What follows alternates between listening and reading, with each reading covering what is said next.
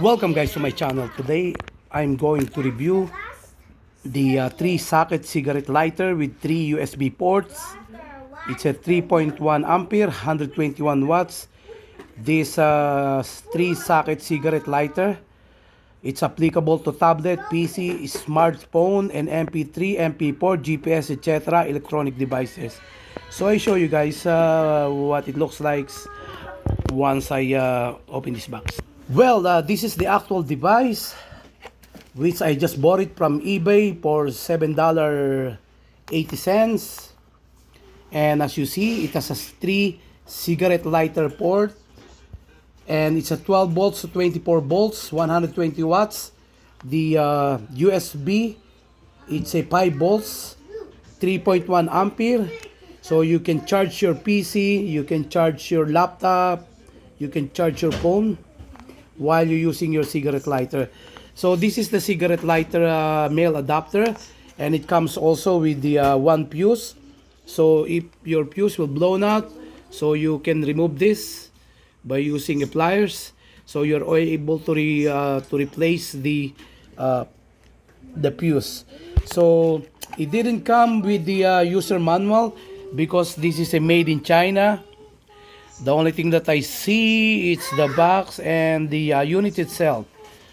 So it's all in Chinese character. Some of it is in English. So this is an easy to use, especially if you guys have a one cigarette lighter. Because I have one cigarette lighter that I basically use it for my video camera, for my car video camera. So I need another adapter that I can use for my phone, even though that I have a USB. So I need a separate cigarette lighter adapter so that I can able to plug whatever electronics items that I have. And the nice thing with this, like what I said a while ago, it has a 3 USB port, which is a 3.1 ampere. So it's a fast charger that you are able to use it whenever you want to plug in your laptop, your cell phone, either it's an Android or an iPhone. This is the best product that you can buy from eBay.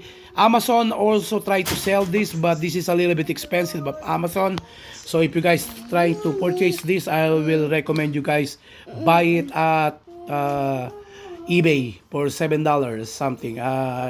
$7.80 something, which I just bought it from eBay. You won't get wrong. So it's not gonna break your bank by purchasing this. This is a good product as well. So I hope you guys keep watching my YouTube channel for more video update. Kindly share, subscribe to my channel. May you guys have a wonderful day today. May God bless you all. Bye for now.